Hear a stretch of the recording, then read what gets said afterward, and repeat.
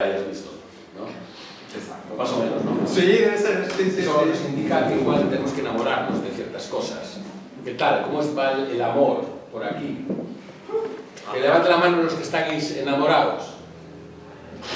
1, 2, 3, 4, 5, 6, 7, 8, 9, 10. Los demás, sequía, ¿no? Vale, pues los que estáis enamorados, que sepáis que estoy muy contento por vosotros, porque creo que eso hace muy bien a la salud. Especialmente me refería a estar enamorados de este arte maravilloso que es el que llamamos teatro. Creo que el que no está enamorado mejor que se jubile. Más que nada porque corren tiempos difíciles. Se lo digo a los jóvenes, a todos los que tenéis 20 años.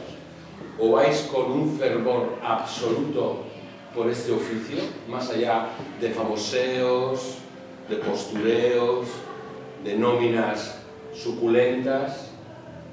Si estáis dispuestos a mancharos las manos, a pasar hambre, a necesidad, a desconsolaos, a reinventaos, a ir a los entresijos, si estáis dispuestos a eso, no hay una cosa mejor que hacer en esta vida, os lo digo también, si no es súper aburrida, coger una plaza fija a primeros de mes y tirarse toda la vida haciendo eso, es un rollo patatero.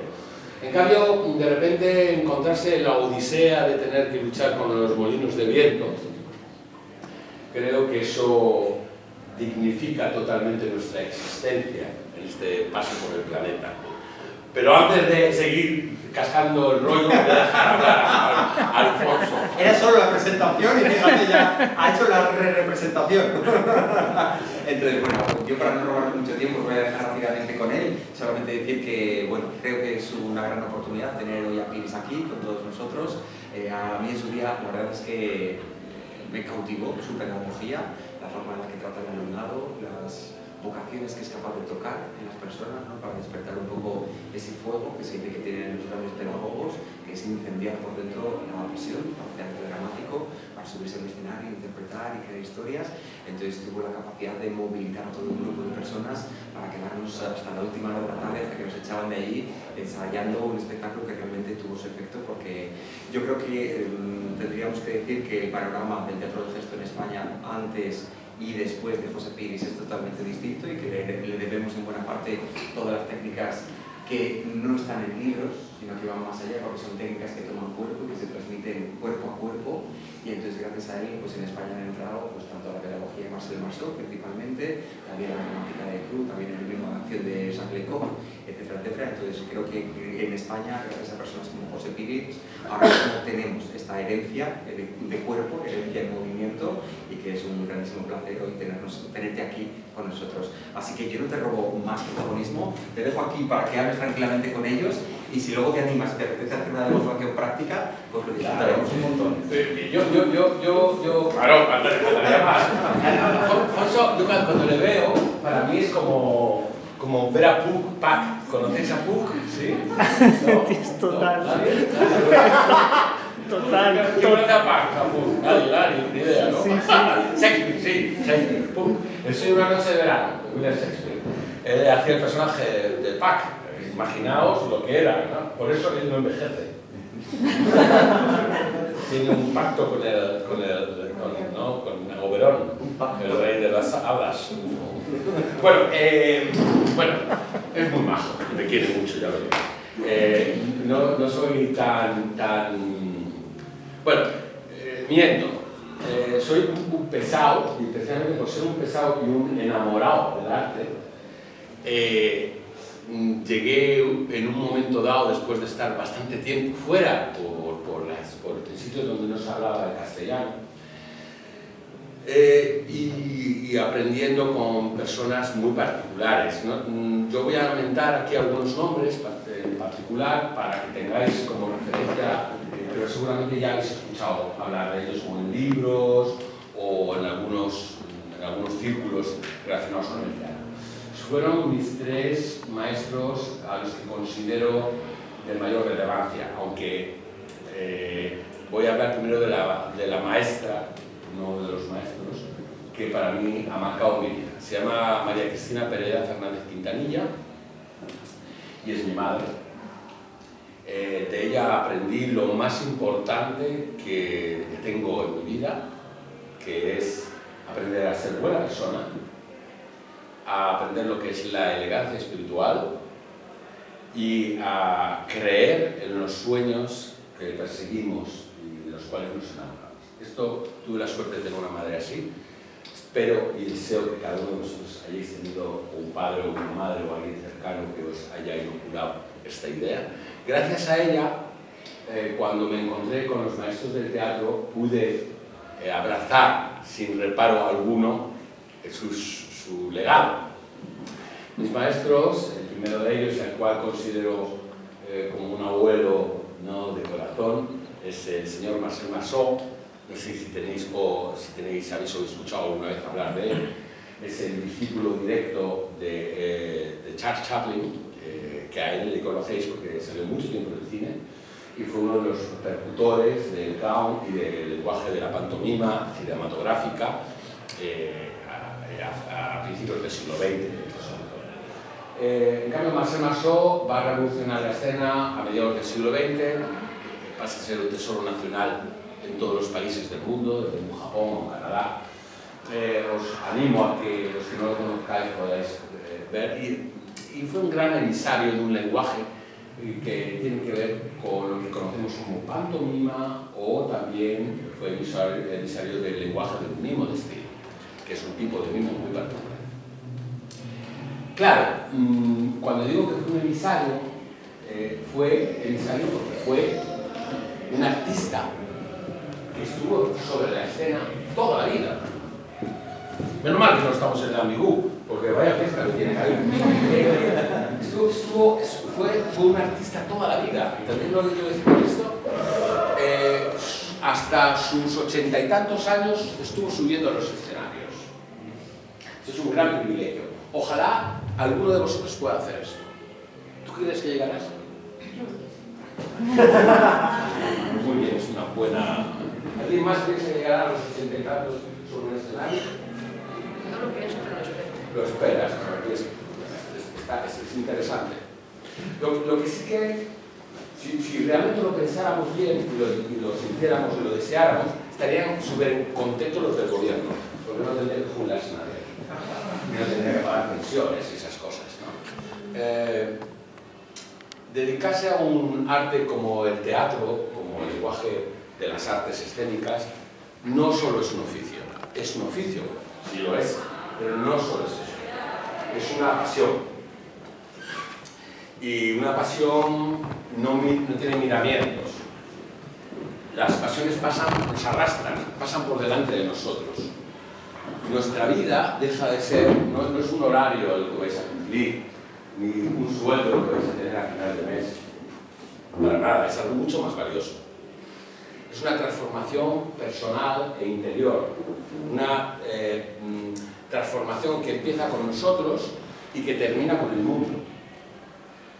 Somos de alguna manera los actores y las actrices, en este caso más actrices que actores, como veo, de alguna manera testigos del momento en que vivimos. Hoy en día, yo sé que el Centro Dramático Nacional y muchos grandes teatros, el teatro clásico, se preocupa mucho por traer a escena ciertas obras de teatro. Yo reflexiono mucho con la necesidad de hablar de lo que sucede ahora mismo. ¿Quién trae a escena lo que sucede ahora mismo? Me enfado mucho con los políticos que hablan de una cierta manera, vamos a decir, presumen de que tenemos grandes catedrales, grandes edificios, grandes literatos en el siglo de oro, en la Edad Moderna, grandes pintores, pero luego no invierten el capital que deberían de invertir en la cultura y en la educación, en el mundo de las artes. Si a Calderón, si a Goya, si a Lorca no les dejaron el espacio, no era porque estaban fomentando que pervirtiera la sociedad. No, eso fue una decisión de ellos, solo exclusivamente de ellos. Ahora mismo nos volvemos a encontrar con esto. Pero yo me pregunto, ¿qué estamos haciendo dentro de 30 años? ¿Cuál es el legado que estamos dejando? ¿De quién vamos a hablar? ¿Qué actrices y actores hoy en día, en nuestros tiempos, en España, españoles, tienen proyección internacional? ¿Me podéis decir un nombre? Blanca Portillo. Blanca Portillo. ¿Tiene mucha proyección internacional? ¿En qué país? Argentina, por ejemplo. En Argentina, por ejemplo. Marcel Marceau tenía proyección internacional en todos los países del mundo. Eso es tener proyección internacional. Luego tú sabes la física del país. Penélope Cruz es una gran actriz de cine. El cine tiene la capacidad de viajar en todos los lugares. Marta Pazos. Marta Pazos. Bien, interesante Marta Pazos. ¿Cuál es la proyección que tiene? Europa.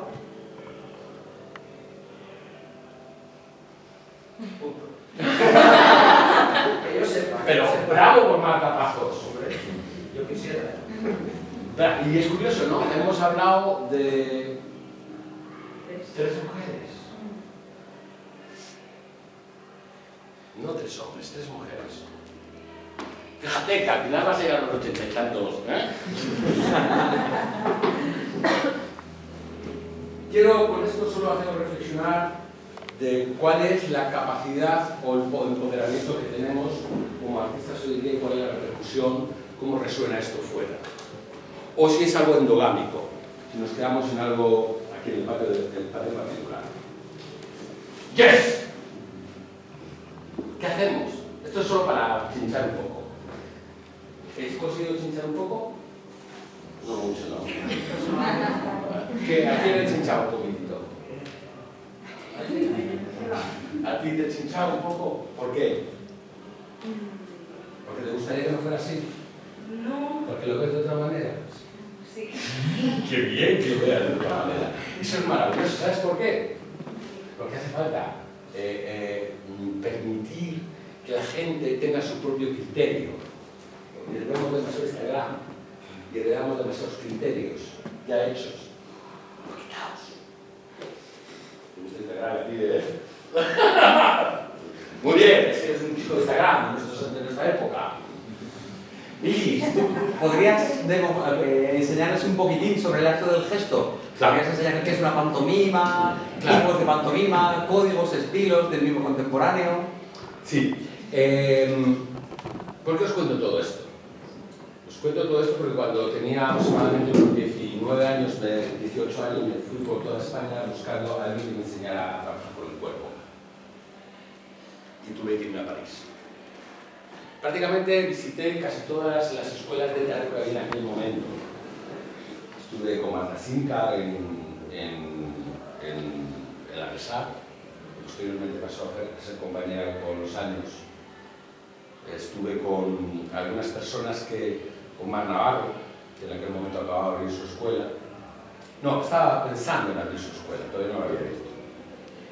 Y tuve que irme a París, que fue donde conocí a Masson, y pude estudiar con él. Estudiar un arte que en aquel momento no sabía dónde podía estudiarlo. Y eso me permitió acercarme a otros maestros, como era Jacques Lecoq. ¿Conocéis a Jacques Lecoq? Pues a él le conocéis seguramente más, ¿no? Bueno, pues que sepáis que Jacques Lecoq subió muy poco en el escenario. Es curioso esto, ¿no? Fue un gran pedagogo, un gran investigador, pero no necesariamente podemos nombrarlo como un artista que estuvo muchísimo tiempo en los escenarios dirigiendo o actuando. Y también conocí a otra persona que se llamaba Etienne Decroux. ¿Sabéis lo que estoy haciendo, no? ¿Sabéis lo que es un abogado del diablo? ¿Sí? ¿Sabéis, no? ¿No sabéis lo que es un abogado del diablo? A ver si os acabo de caer mal. Entonces, si no lo sabéis, puede ser que lleguemos a ese punto. Es decir, estoy poniendo en cuestión muchas cosas.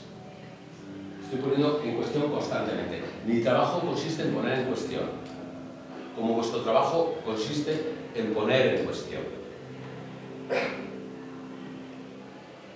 Constantemente el hombre y la mujer del teatro tienen que poner en cuestión las cosas.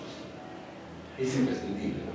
Si no cuestionamos, si no nos cuestionamos, si no hacemos ese cuestionamiento en el escenario, no hay ninguna pregunta. Si no hay preguntas, no hay respuestas. El encuentro con Etienne Decroux fue extraordinario también en el sentido de que a mí me abrió su pedagogía la visión de entender que el cuerpo tiene su propio protagonismo, su propia autonomía. No está subyugado exclusivamente al mundo del teatro. Muchos de vosotros pensáis que el mimo forma parte del teatro, ¿no es así? Vale. Si leéis un poco a lo largo del siglo XX, el mimo toma su independencia con la llegada de Etienne Decroux, que crea un alfabeto, crea la gramática corporal. La gramática corporal, para que me entendáis, tiene que ver con, es como si fuera un solfeo, como si fuera la forma que tienen los actores o las actrices de emplear su cuerpo con gran destreza y a su antojo, como podría hacer cualquier músico cuando aprende a utilizar un instrumento y lo aprende a utilizar a través del conocimiento de la música. Bien, este principio no se había dado hasta mediados del siglo XX, hasta los años 40. Anteriormente, lo que ha existido a lo largo de, cuando hablamos de mimo o hablamos de pantomima más particularmente, es el lenguaje del mimo dentro del teatro. La pantomima viene a ser esto. Es decir, vamos a encontrar siempre un personaje, una narrativa aristotélica, donde se encuentran una serie de conflictos en un tiempo y un espacio. Cuando hablamos del mimo, se abre un universo a partir del siglo XX que linda con el universo poético y abre una tangente hacia la abstracción. Esto, ¿alguien me sigue? Sí. Esto sí, abre de alguna manera los principios que se entienden dentro de lo que es el teatro contemporáneo. Los primeros que postularon sobre estas ideas son Jacques Dulin y Jacques Copeau, que crean el Vieux Colombier, que es un teatro o escuela que se abre en París y del cual van a venir los tres nombres de los cuales antes he comentado, que son Jacques Lecoq, que no estudia allí, pero se nutre bastante de las teorías de Copeau, y Etienne Decroux, que bebe y nace y se forma directamente allí, y Marcel Marceau, que se forma a su vez con Etienne Decroux, y quien va a pasar a ser discípulo suyo, y que luego se aleja rescatando nuevamente la pantomima del final del siglo XIX, actualizándola a mitad del siglo XX, recogiendo lo que llamamos la pantomima enfarinada o pantomima blanca. ¿Quién conoce a Pierrot? Muy bien, está bien. ¿Conocéis más a Pierrot? No, Pierrot. Vale. Os voy a poner un poco de luz. Ese señor con pompones, con una camisola grande, normalmente suele llevar un bonete pegadito negro, como los papas. ¿Sí? ¿Sí? ¿Sabéis? Él aparece en el siglo XVIII en Francia y va a llegar hasta final del siglo XIX. En el siglo XVIII estaba en las pequeñas barracas de Beaubourg, en París, actuando con Arlequino y con Colombina. A final del siglo XIX están los grandes espectáculos, los grandes mimodramas, puede haber hasta 70 mimos blancos en escena, son todos Pierrot, policía, Pierrot no sé qué, la chica, los chicos, todos salen. Son como los grandes musicales que veis ahora en Gran Vía, más o menos. La época romántica, donde también aparece el melodrama. Anteriormente, todos esos personajes estaban en los vaudevilles, la voz del pueblo, voz de Ville. ¿Sí? Es un poco, toda esta época, es una época, vamos a decir, la época romántica, de la cual el siglo XX quiere separarse. Quiere empezar a separarse. Entonces, Etienne Decroux se presenta en la Sorbonne con un taparrabos, desnudo, y se pone a explicar cómo se coge una flor imaginaria, o cómo el busto de repente viaja en el espacio, o cómo de repente la mano, ¿no?, con un guante, si el guante es el cuerpo, ¿la mano qué es? Es una pregunta. ¿El esqueleto? El esqueleto. El esqueleto es el cuerpo. Ah. Las entrañas es el cuerpo, ¿eh? El alma. El alma, muy bien. Interesante. El pensamiento, el alma, el espíritu, la emoción. Aquello que pasáis por el momento 4 años buscando en una escuela y que posteriormente vais a tener que dedicar bastantes años más fuera, entre facturas, autónomos, etc. ¿Sí? Sí, porque hablan siempre de los artistas, pero los artistas son empresarios, de todo, en este país más que en ningún sitio. Sí, cuando llegue el final de mes, tienes que saber que tienes que tener tus 300 euros de... ¿no? Y al final del trimestre la IVA y la IRPF y todo esto. Eso a los políticos les da igual, ya los asalariados del Estado también, aunque les quite la mitad del sueldo y no lo sepan. El empresario hoy en día, el artista empresario, aquel que tiene que montar sus producciones y trabajar, ¿no? Tiene también que creer en un discurso propio. Es aquí donde aparece el actor creador y lo que busca Foucault a través de su escuela del tiempo. Si un pintor puede ser un pintor retratista, yo tengo un hermano que hace unos paisajes maravillosos, los vende así, caros, los vende así, paisajes, retratos, y es muy difícil a veces hacer eso. Pero hay otra gente como Miró, como Picasso, que tienen un discurso y quieren plantear otras cosas y que rompen las perspectivas, rompen la ortodoxia de la pintura para buscar otras cosas. Entonces estamos algunos artistas que nos planteamos si tenemos que ser restauradores de museos o si tenemos que hablar de aquello que nuestras vísceras nos piden. ¿Qué tal las vísceras, chicas? Chicos, las vísceras. Chiques, las vísceras. Potentes, con ganas de decir cosas.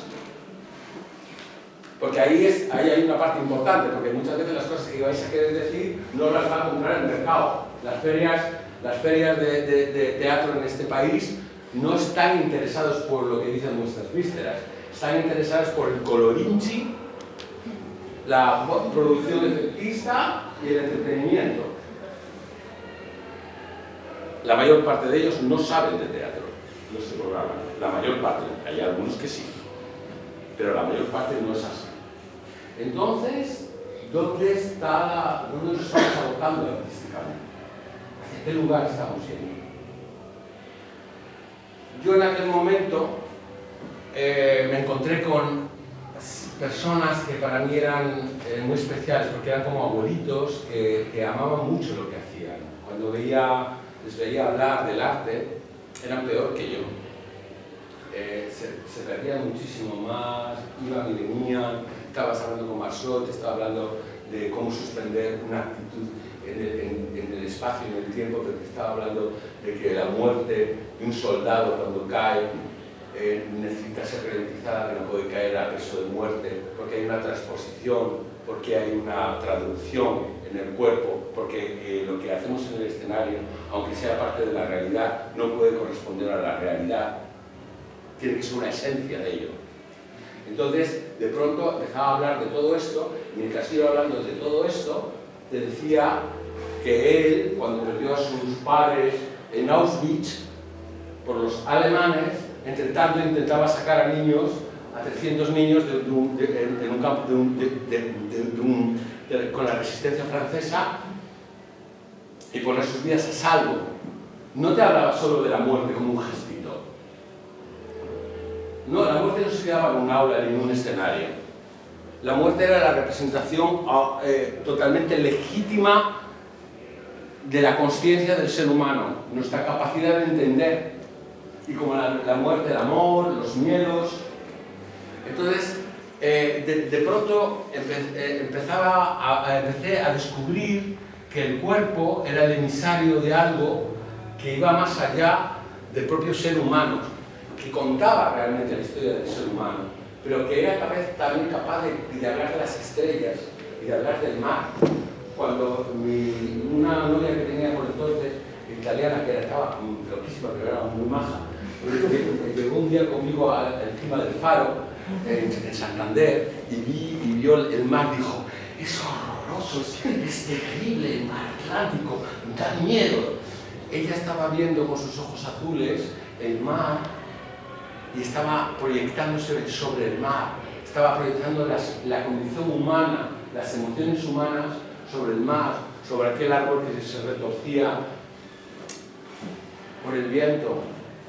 Estaba de alguna manera intentando entender que nuestro cuerpo está escrito en el universo, en vuestras manos, en vuestras miradas, en vuestra forma de respirar, en vuestra forma de andar, en vuestra forma de ser, de estar. Vuestro cuerpo no os pertenece cuando sube un escenario, pertenece al mundo, pertenece al universo, es una metáfora del universo. Por lo tanto, dejamos de tener esa cara de Javier o del Cía y empezamos a ser otra cosa. Podemos ser un caballo, aunque no tengamos 4 patas ni pesemos media tonelada. Y lo más maravilloso es que yo no soy un caballo. Yo no soy ningún caballo. Pero te puedes olvidar del calvo y ver un caballo. Que eso es magia. Y cuando ves la magia, lo más maravilloso, cuando se ve la magia en el escenario, lo más maravilloso, ¿sabéis lo que es? Que el público se dice, si ese que está ahí, si esa que está ahí hace magia, yo puedo hacer magia.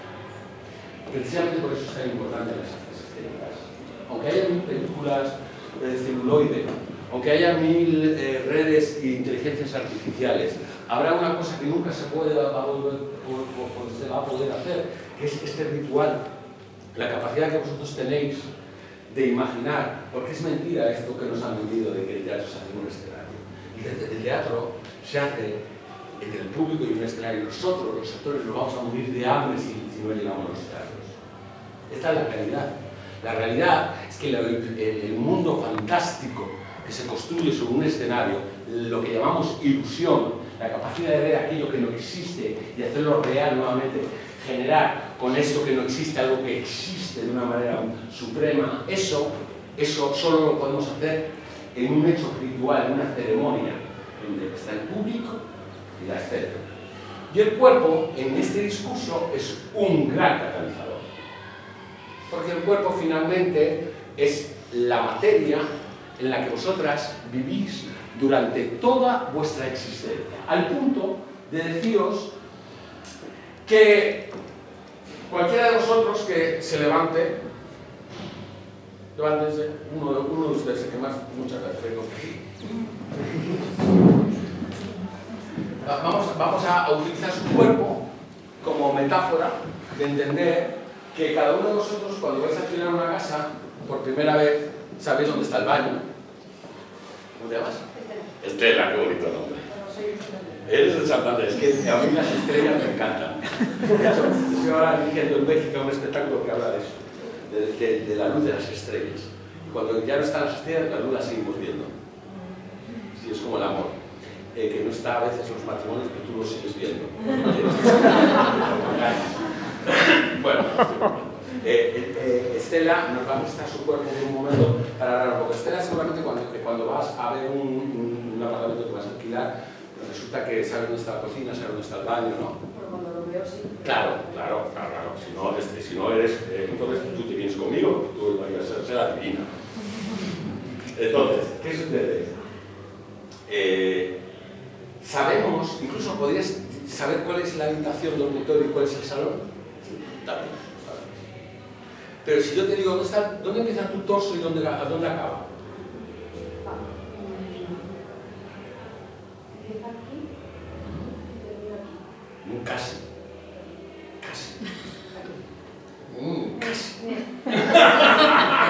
Vale. ¿Y dónde empieza? ¿Cuál es el área determinada por tu gusto? ¿Cuál es el área cuál es la zona del cuerpo que podremos nombrarla como gusto? Vale. De aquí a aquí. ¿De? Bueno, no está mal. Ese te le voy a dar por bueno. Y si yo te digo, dime cuál es el área del tronco.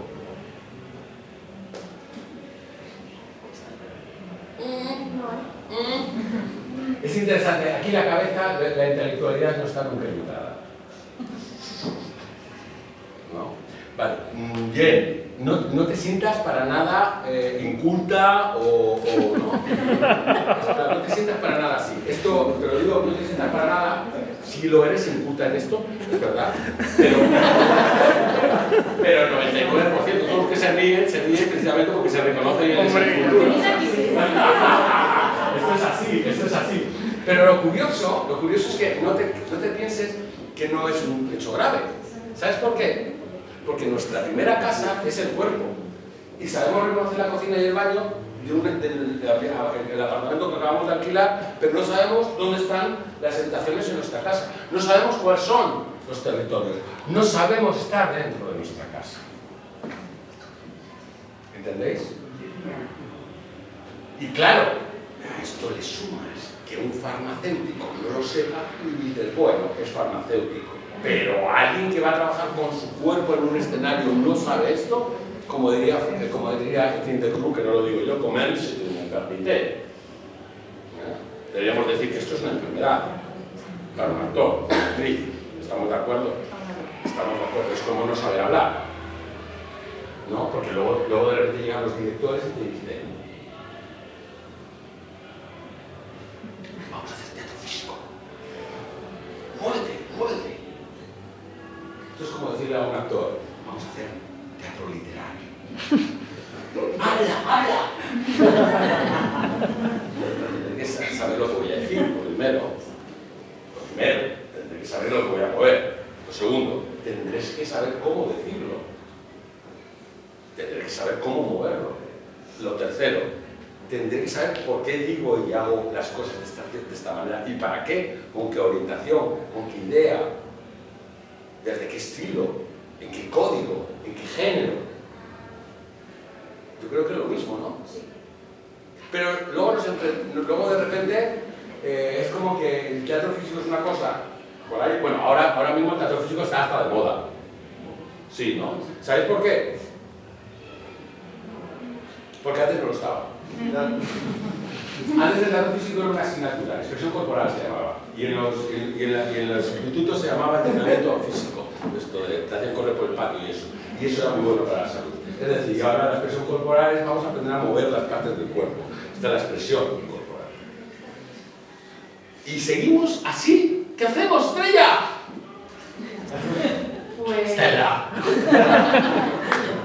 No, la estela no es lo mismo que la estrella. Bueno, pero si estamos hablando en italiano... Sí, si estamos hablando en italiano, allora parliamo in italiano, ma guarda che ti dico una cosa, si devi fare queste intento la estrella es lo que está ahí y la estela es lo que deja la estrella. En español. Castellano. Español o castellano, todo eso. Está muy bien, Estela. Muy bien, muchísimas gracias por tu participación en ello. Ok, menos mal que no te he puesto a poder aquí,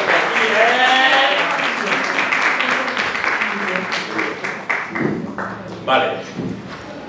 Voy a hablaros ahora de una particularidad, voy a intentar hacerlo breve, porque quiero dejar paso a que vosotros tengáis un pequeño feedback conmigo.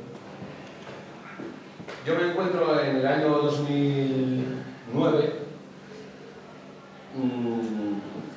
después de haber estado en la Real Escuela Superior de Teatro durante 4 años enseñando interpretación gestual, el departamento de movimiento.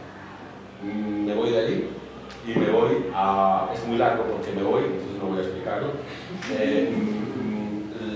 Luego me voy a una universidad privada, pensando que aquí voy a encontrar otra cosa diferente, y es lo mismo. Entonces luego me voy a una universidad privada, pero en el extranjero, en Londres, y veo lo mismo. Y voy encontrándome con que todos estos... hay algo que no está funcionando. Y es que yo no sirvo para poner notas, por ejemplo. No sirvo para seguir un sistema educacional, que responde a unos patrones decimonónicos. No es superior a mí. Entonces digo, vale, es muy fácil hablar de esto, pero ¿qué haces? Entonces, en esa respuesta digo, claro, es muy fácil hablar de las cosas, de lo que hace falta eso. Si yo me quejo, tengo que poner un elemento. Entonces, cojo y monto una escuela. El primer día, el primer año de escuela, ¿qué sucede? Que hay más profesores que alumnos. Porque había mucha ilusión con el proyecto. Entonces se notaba que habían ido todos los profesores, pero los alumnos no habían ido. Y al año siguiente repente no sabemos muy bien por qué la escuela se pone hasta la bandera. Un montón de alumnos y hay que llamar a más profesores todavía. Y digo, ¡qué bien! Va a ser que esto va a funcionar. A día de hoy son 20 y tantos años que yo llevo con la escuela y es una escuela en la que puedo empezar a profundizar sobre una visión. La escuela no es más que un esqueleto, ¿entendéis? Os cuento esto porque hay la necesidad de entender de dónde enseñar. Para mí enseñar se divide en dos partes. Una que tiene que ver con cómo lo haces, ¿okay? Como explicaba antes, y otra es el qué. ¿Qué es lo que haces? Yo intenté ser lo más honesto posible. Dije, he aprendido estas cosas con mis maestros y he tenido la oportunidad de probarlo escénicamente, como intérprete, como director de escena y como autor. Es lo que llamamos un actor creador. En este caso es actor creador porque soy lo que llamo José y soy heterosexual.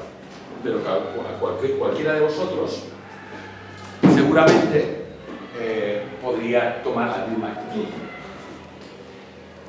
Me di cuenta de que mis maestros habían pasado todo el siglo XX discutiendo entre ellos para preservar un espacio, un lugar donde pudiera asentarse una visión.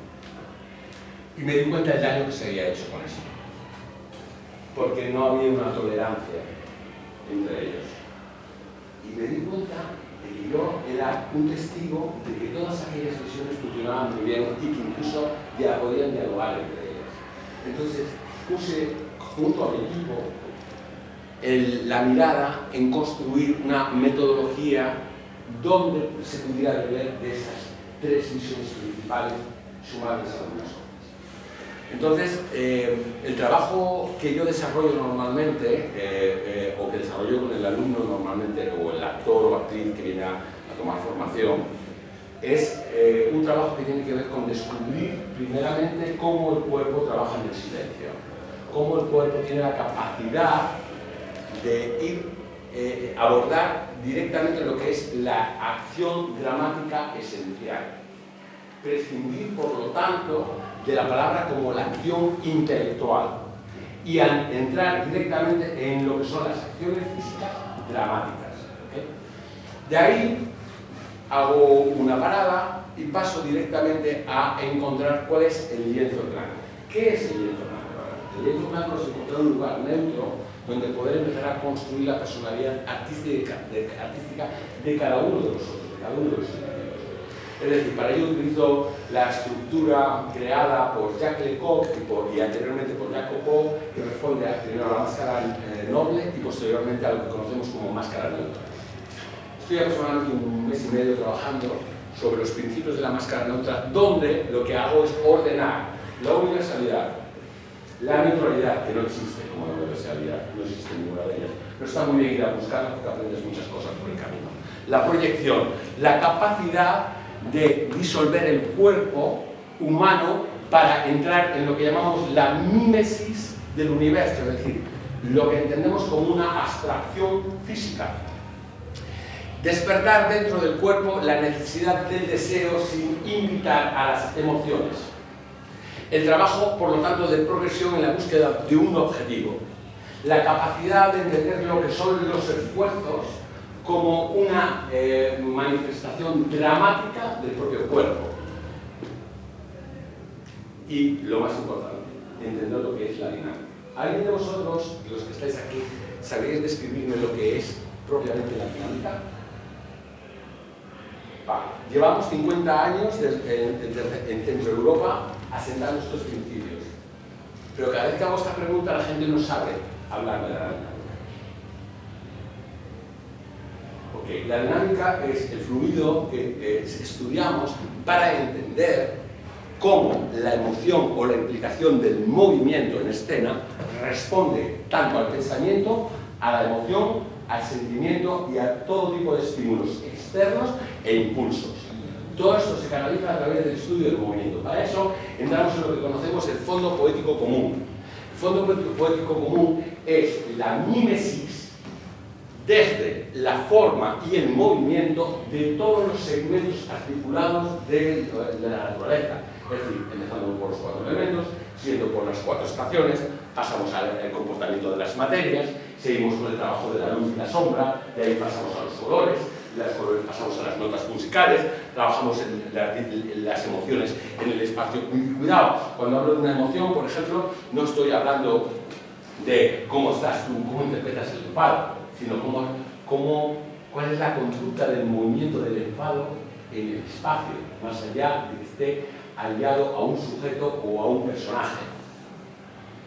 Cuando yo hablo de los colores, te pregunto, ¿cómo te llamas? Eva. Eva, ¿me puedes dar la manita? Gracias. Mira, Eva, ¿te puedes mover como el laberinto? Sí. Bueno, no lo sé. Inténtalo. Es que ahora, joder, qué presión. No, ¿qué va? Es una oportunidad, piénsalo así. Claro.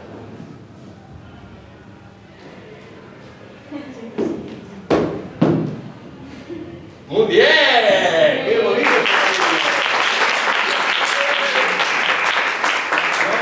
El amarillo está muy bien movido por ti, tu amarillo, ¿vale? Pero el amarillo no está solo en un solo lugar. El amarillo se utiliza todo el espacio, lo mismo que has hecho, pero utilizando todo el espacio. ¿Vale? Muy bien, chulada. Muy bien. Pero claro, cuando decimos cómo se mueve el amarillo, nadie nos dice cómo se mueve el amarillo. Nadie nos dice cómo se mueve el rojo o cómo se mueve el rosa. No lo sabemos.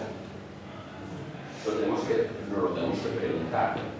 Esto me llevó a la conclusión de entender que cuando yo estudiaba indumentaria en una escuela de arte dramático, los coturnos eran la respuesta a una pregunta muy específica. Yo, las preguntas que hago en la pedagogía que enseño no tienen una respuesta, tienen tantas respuestas como personas hay, o más. Y la pregunta no la hago yo. Yo formulo una idea y ustedes hacen la pregunta, porque son ustedes los que se tienen que hacer una pregunta. ¿Por qué lo van a tener que hacer el resto de su vida? Esto lo aprendí no con los maestros, sino lo aprendí una vez que me llamó un productor y me dijo, bueno, yo me llamo Salvador, soy de una saga de productores muy importantes de España, trabajo con los mejores actores y actrices de este país, ¿qué le parece? Le he llamado porque quería que dirigiera usted una producción muy importante. Quiero que enseñe a 40 personas a hacer de caballo.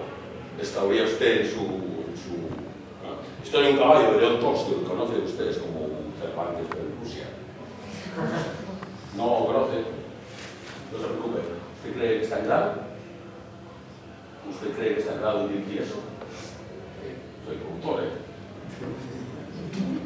Muchos están pensando. Sí, sí.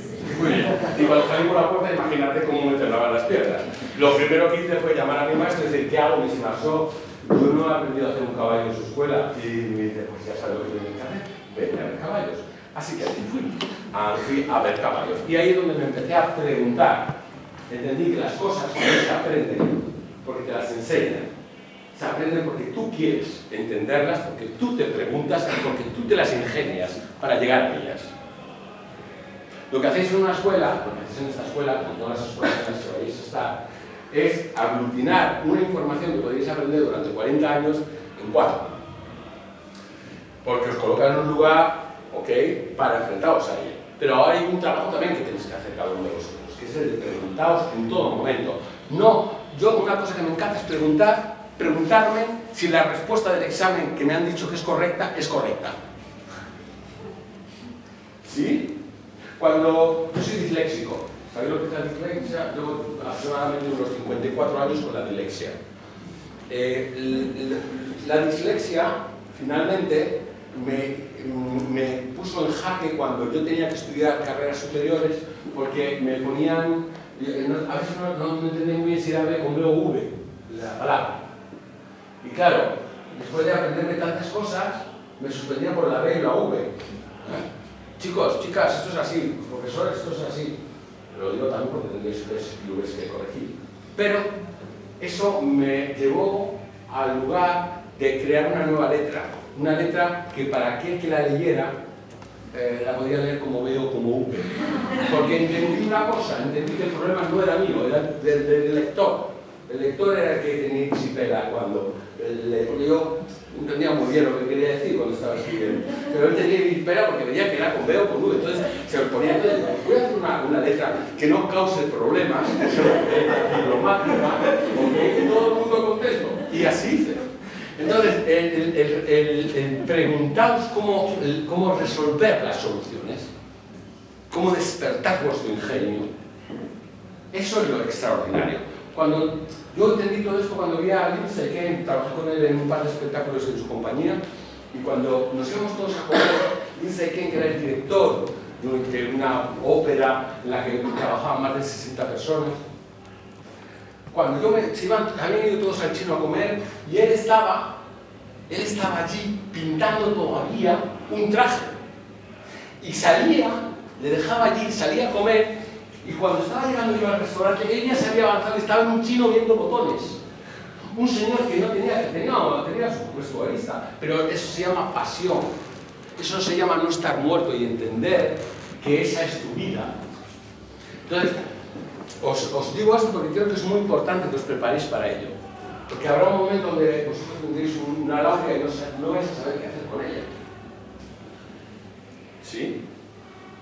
Bueno, yo hice una burrada, corté la laurea pensando que era laurel para los guisos y no hubo solución. No, realmente la laurea de pocos va a servir, a no ser que queráis trabajar para las instituciones públicas.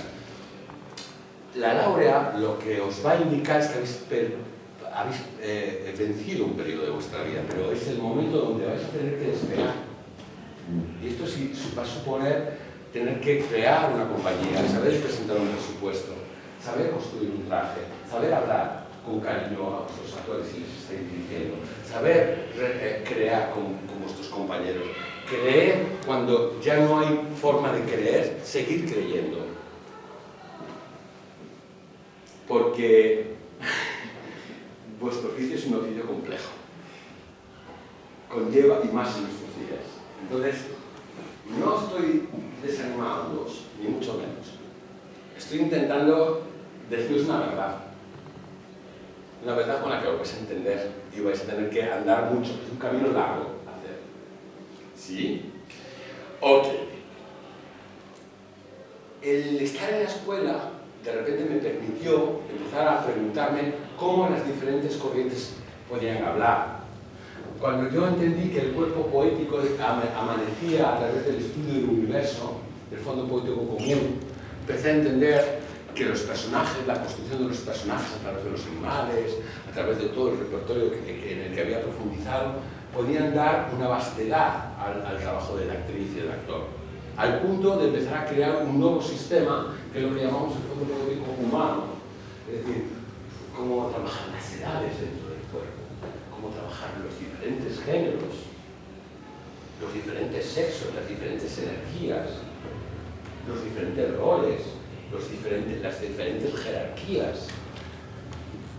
Cómo construir todo una forma en la que el cuerpo, de alguna manera, es un núcleo como el propio universo y puede, de alguna manera, proyectarse en cualquiera de las formas.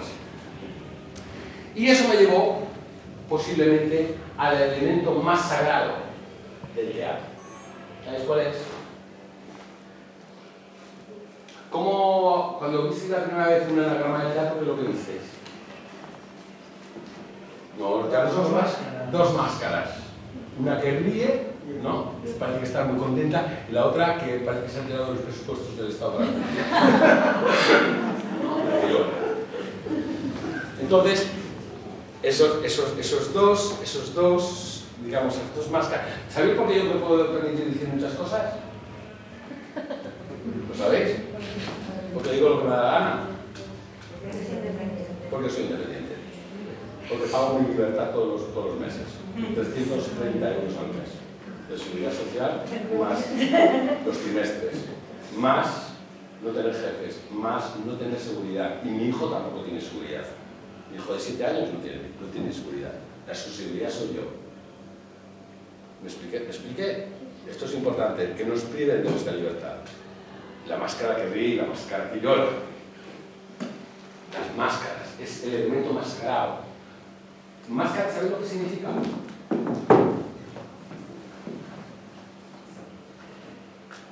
¿Sí?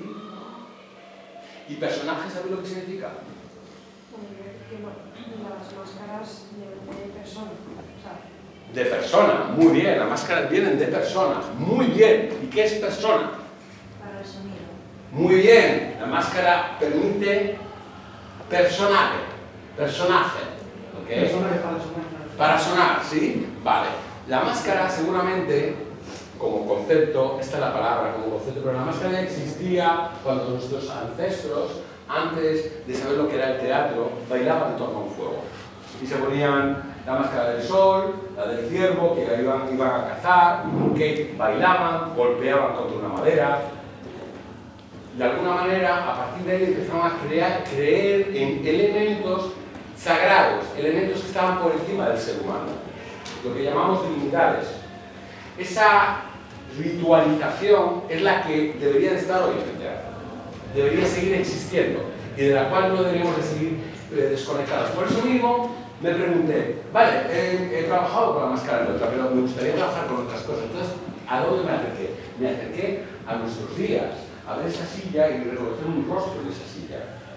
Al coche en el que me trajeron en el BlaBlaCar hoy aquí, también ver en el salpicadero del coche el rostro de una persona. Porque de alguna manera el ser humano es tan, vamos a decir, tiene esta capacidad tan avasalladora, ¿no? Que proyecta en su entorno lo que él es y ni siquiera nos damos cuenta de ello. Entonces, dije, voy a empezar a hacer una investigación sobre las máscaras objeto. Que cómo un objeto tiene la capacidad de tener una personalidad, una forma de pensar, una manera de sentir. Y ahí apareció lo que llamamos poética.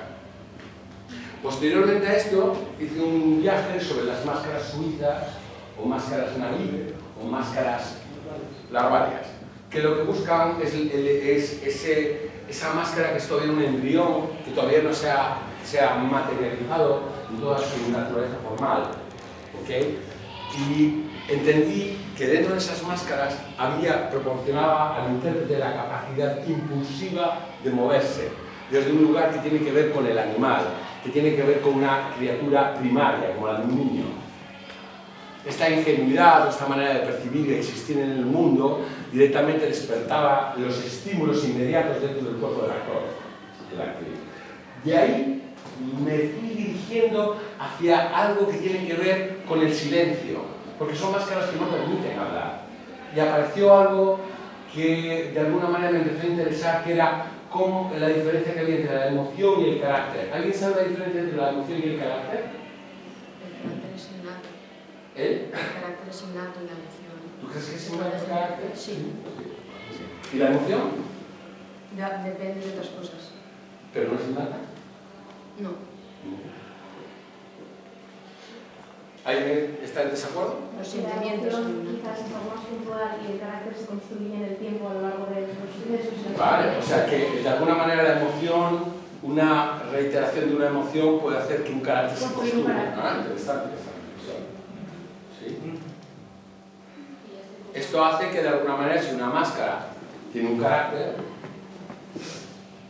es más interesante, tal vez, porque esa máscara significa que ha vivido de un modo insistente una emoción. Y por lo tanto, esto nos lleva a la conclusión que si yo tengo que construir una máscara capaz de vivir diferentes emociones, su carácter no puede estar demasiado implícito. Entonces significa que el diseño de esa máscara en conceptos plásticos debería responder a unas líneas de fuerza que permitan a esa máscara, según cómo se manifiesta en el espacio y la dinámica que la soporta, ser capaz de provocar una emoción u otra y ser capaz, por lo tanto, de sugerir al público una metamorfosis expresiva. Y ahí aparece la máscara del misterio. Y de la máscara del misterio pasa algo. La máscara del misterio es especialmente, trabaja sobre las actrices y los actores, una cosa muy interesante, les transforma en reactrices y reactores. ¿Entendéis por qué? Porque el actor se preocupa mucho por hacer, pero la base del actor está en la reacción, en la afectación, más particularmente. La capacidad que tiene de afectarse por todo aquello que vive. Porque esa es la fuente original de aquello, del estado en el que va a trabajar históricamente. ¿Qué pasa cuando a la máscara la sacas del silencio? Y haces una media máscara. Quitas la parte de la boca y permites que sea tu boca la que hable. ¿Qué aparece? Lo que llamamos la acción intelectual. Aquella acción que se construye sobre la palabra. ¿Sabéis? Todos habéis nacido hablando. Es algo que habéis aprendido. ¿Todos habéis nacido moviéndoos? Sí. ¿Todos habéis nacido dibujando? Dibujar es una forma de comunicarse, de expresarse. Hacer música es una forma de comunicarse y expresarse. Hablar es una forma de comunicarse y expresarse. Moverse, por lo tanto, debe ser una forma de comunicarse y expresarse. Pero de pronto, de repente, el ser humano dedica en todo su desarrollo esencial cuando somos niños en prepararnos para hablar. Como yo, hoy. Que lo he hecho, perdonad, voy a hacer un poco de mimo para que no digáis que es un mimo que estuvo hablando todo el rato. Voy a hacer la marcha sobre el lugar. Esta es la marcha de Marcel Marceau, que es una marcha inclusiva que enfrenta el espacio y el tiempo que permite mover el espacio alrededor mío. Esta es la marcha de Jacques Lecoq, que es un paseo por el jardinero. ¿Veis? Un paseíto, ¿sí? Donde yo voy andando. Y es curioso esto, ¿no? Porque cuando yo hago estas cosas, que para mí me parecen tonterías, la gente hace...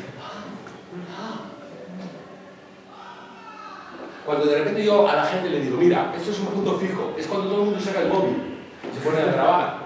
Es un punto fijo del que yo puedo tirar o yo puedo empujar, pero aquí lo realmente interesante es saber que no hay otra acción en el mundo que no sea tirar o empujar. Aquí lo realmente interesante es entender no que se tira de una cuerda, sino qué es lo que hay al otro lado de la cuerda. La cuerda no es más que un instrumento. Como lo interesante no es saber hacer un muro, sino que lo interesante es saber qué es lo que hay al otro lado del muro. Lo interesante no es abrir una puerta. Lo importante es entender que una puerta es una transición para llegar a otro lugar. Porque el que sabe abrir una puerta y el que sabe materializar una puerta nos permite de alguna manera entender cómo cuando este anciano que llega con su bastón y ve la puerta, ¡oh, qué puerta maravillosa!, ¿no? Y abre el picaporte de la puerta, ese picaporte que todos sabemos coger muy bien, pero que no sabemos soltar y siempre nos lo llevamos. ¿Sabéis cuál es? La misma, ¿no? Tenemos relaciones, ¿no? Pero estamos una novia o un novio, ¿no? Sabemos agarrar el picaporte, pero luego soltarlo, cuidado, ¿eh? Eso es más difícil, ¿no? Nos acabamos llevando el picaporte para casa. Y luego hay esos problemas que hay conyugales. Pero la cosa, abogado, todo eso. Y de repente ya está anciano aquí. Ha entrado a una puerta y ha sabido de repente, de pronto, cerrar su puerta. Y está en este espacio donde de repente la puerta se ve, pero no está, pero todo el mundo cree que hay una puerta. Y de pronto hay todo esto, y este anciano que está aquí encuentra cualquier objeto. Una foto.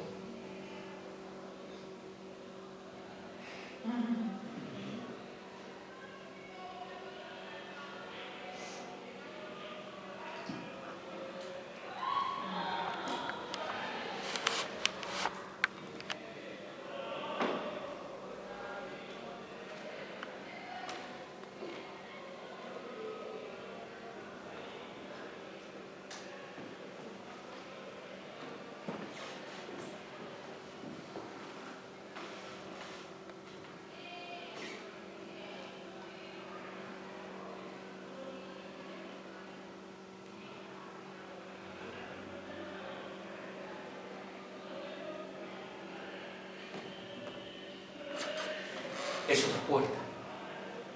La capacidad de viajar en el tiempo, la capacidad metamórfica de abandonar un cuerpo y viajar 30 años atrás o 50 años atrás. La capacidad de pronto de cuando las cosas no existen, no están aquí, pero yo las puedo ver. Y cómo las cosas, cuando yo las puedo ver, tienen un movimiento. Y esas cosas que tienen un movimiento, que ni siquiera las necesito tocar, cuando las empiezo a tocar, incluso antes, mucho antes,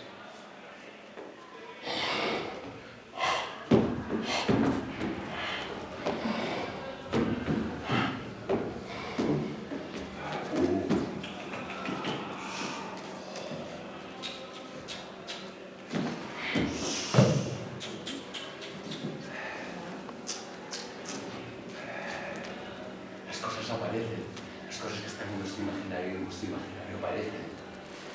Y lo que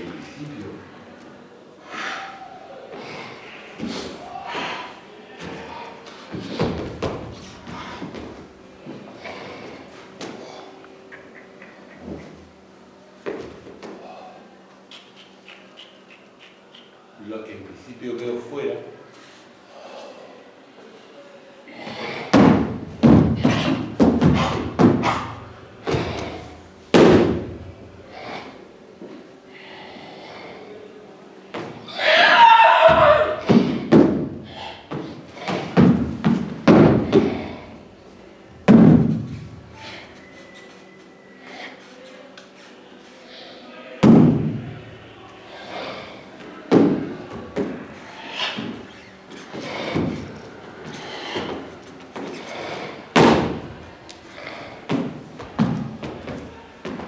de repente yo puedo encarnar. La diferencia que entre la objetividad de la ilusión, cuando la tenemos fuera o cuando nos posee. Cuando de repente el caballo soy yo, o el caballo es aquel con el que yo juego, con el que yo trago. En esos momentos, el público se pregunta, deja de ver, ven siempre al actor o a la actriz, pero empiezan a ver otra cosa, porque quieren ver otra cosa.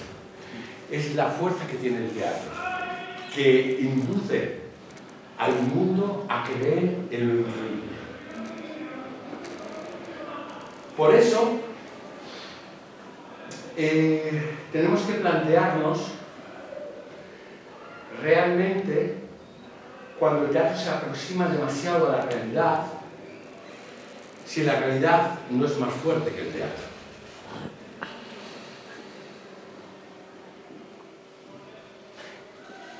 ¿Y cuándo el verismo del teatro es necesario? ¿En qué lugar?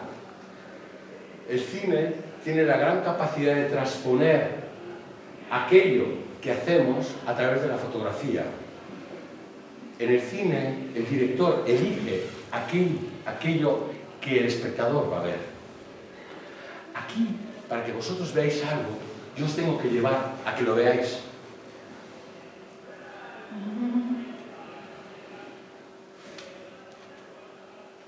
Y si esto va a tomar autonomía por su parte, yo tengo que mostrarlo. ¿Sí? Y si yo esto lo quiero hacer transformar en otra cosa, o lo quiero hacer desaparecer cuando ya no se ve, o aparecer de nuevo, soy yo quien dirige la cámara. Cuando yo interpreto para una película, y ahora estoy hablando de estilos, diferentes tipos de estilo. Cuando yo interpreto en una película un cigarrillo, seguramente haré esto.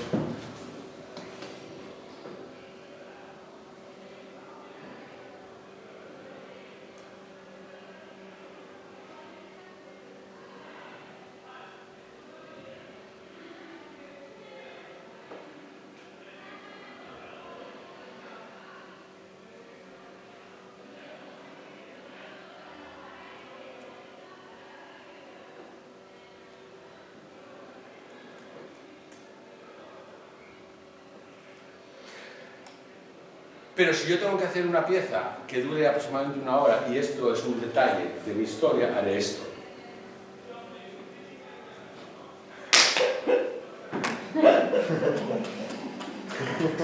Que no tiene nada que ver con la religión. Nadie se enciende un cigarrillo así. Nadie se enciende un cigarrillo así. Pero vemos más el cigarrillo ahí que en el otro lado. El otro es muy aburrido. Es una palabra que tenemos miedo de decir. Es aburrido. Entonces, ¿cómo yo trabajo para que no sea aburrido? Para subvertir la imaginación del público. ¿Por qué Arlequino, cuando se caza una máscara? ¿Conocéis a Ferruccio Soleri? ¿Alguien conoce a Ferruccio Soleri, doctor? ¿Sí o no? Del Piccolo Teatro. Cuando vi por primera vez a Arlequino, una cosa que me llamó mucho la atención fue que se quitó la máscara y tenía 70 y tantos años. ¿Sabéis por qué? Porque quien había visto un chaval de 28 años durante todo el rato en la escena.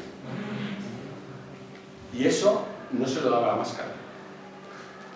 Eso se lo daba cómo se movía, cómo vibraba, cuál era la energía que tenía, desde dónde trabajaba.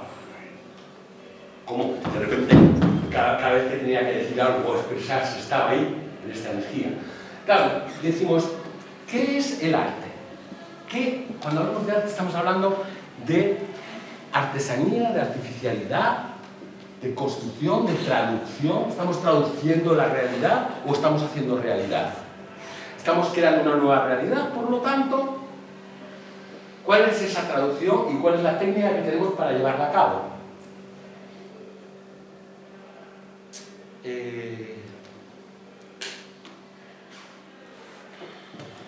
Vale. No sé qué hora es. Si os parece... Quedan 20 minutos. Quedan 20 minutos. Si os parece, ahora yo voy a dejar un espacio para que vosotros preguntéis cosas. Sí.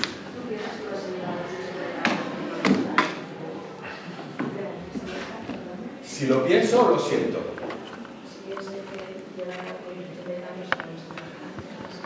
Si lo pienso, o lo siento. ¿Lo piensas o lo sientes? Es que estoy respondiendo como tú me respondiste antes.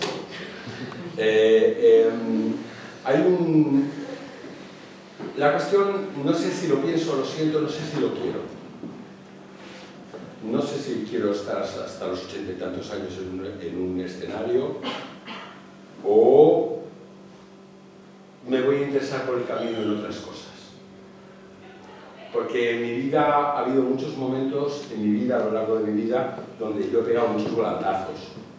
Tan pronto estaba trabajando metido dentro del mundo profesional con producciones y tal, pero de pronto me he ido a un campo de refugiados a trabajar, con Payasos Sin Fronteras, o me he ido a montar circos con los payasos más gualtrapas de toda España, o me he ido a trabajar para entrenar actores que no querían que nadie supiera que estaba trabajando con ellos porque eran actores consagrados. Entonces he pegado muchos volantazos en mi vida. El último ha sido volverme a Santander, después de 40 años. No sé si responde un poco a lo que me preguntas, pero si me ves con 80 y tantos años, te diré, pues mira, la cosa es que se redó la cosa y al final aquí estoy. ¿Alguna otra pregunta? Mira, por aquí Estela. Estela. A ver, antes estabas hablando sobre la máscara y sobre que al final la máscara es lo esencial en el teatro. No, para mí la máscara es un gran catalizador para entender cómo el personaje nos puede llevar directamente a los estilos.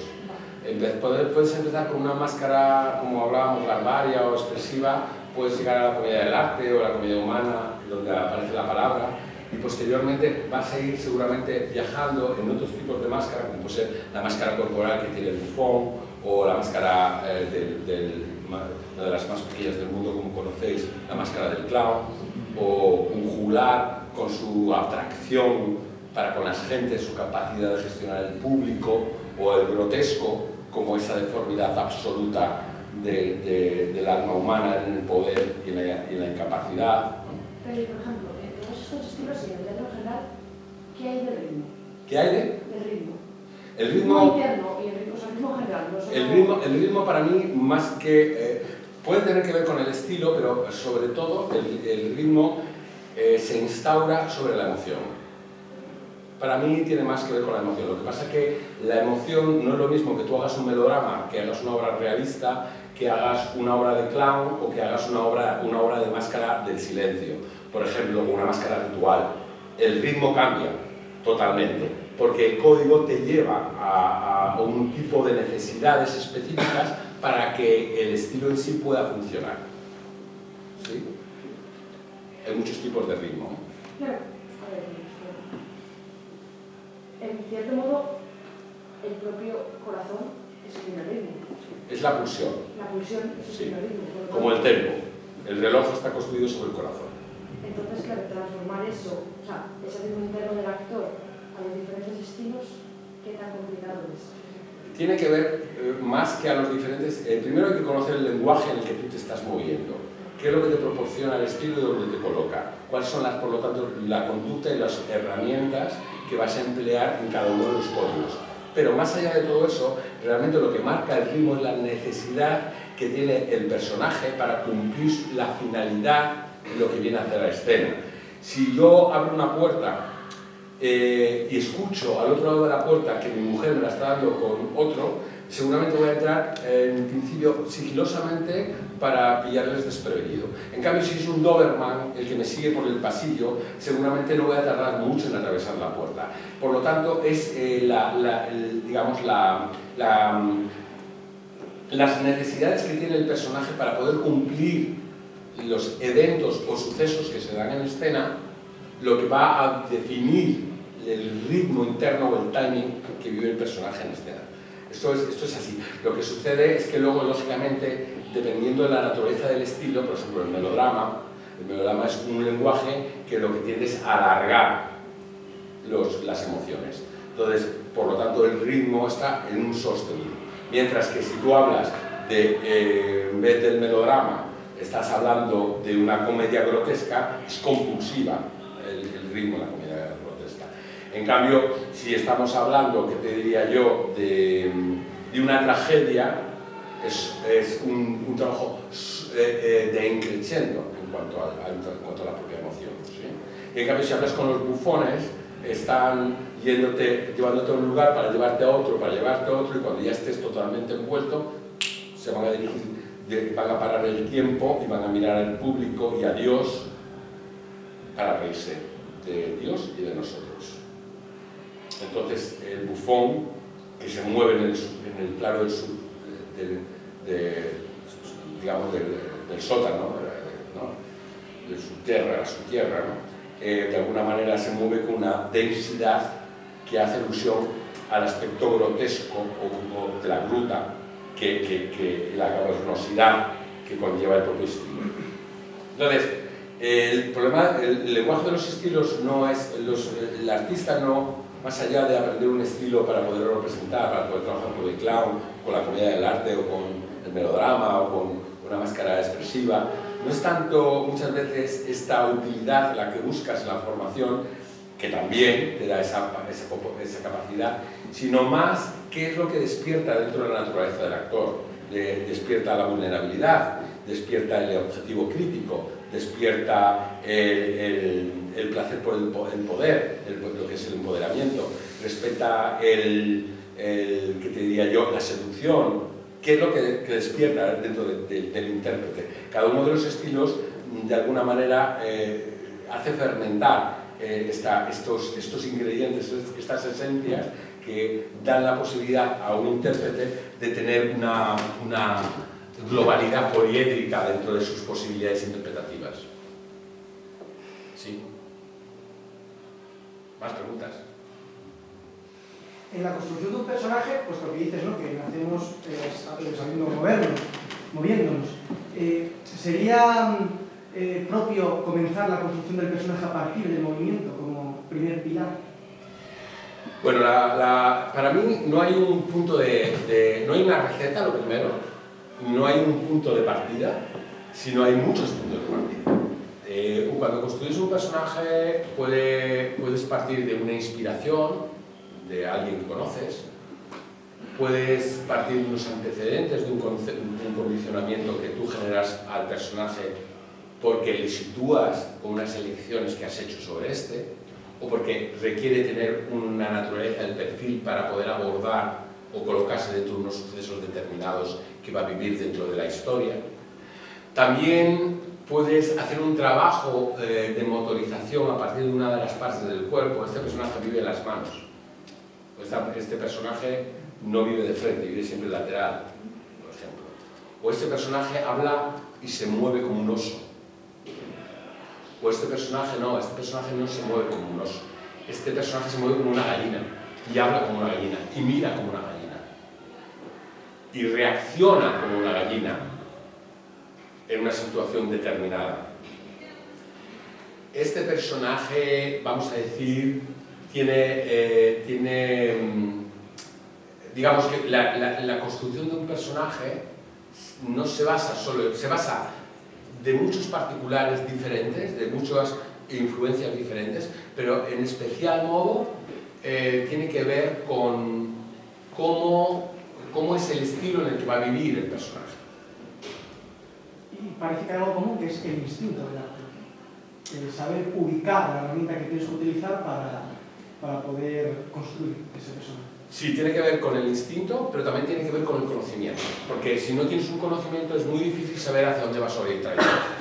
Y hay hoy en día hay mucho de esto esto ya lo conozco. Esto ya lo conozco. Y como ya lo conozco, ya lo instalo y ya está. Ya tomo las decisiones. Y muchas veces no lo conocemos. Y eso muchas veces viene dado por la máscara social que llevamos. Que muchas veces es inamovible y que no quiere ser corrompida por otras visiones. A mí me encanta, por ejemplo, que me convenzcan de cosas en las que no estoy para nada convencido. Porque eso me permite crecer en posturas de pensamiento. ¿Okay?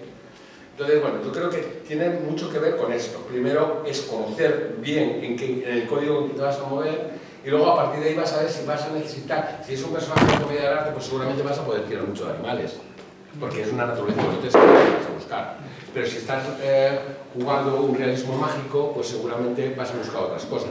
Vas a buscar una estandarización del comportamiento, en principio, que va a ir siendo afectada por una emocionalidad, que va a ser la que va a despertar en un estado límite la transición a una dimensión diferente, como pues el expresionismo o las poéticas de la imagen. Bien, si hubiese una última pregunta y si no, vamos cerrando para que podamos recoger. Sí. ¿Cómo ves la situación del teatro físico en España y en relación con otros países? Fatal.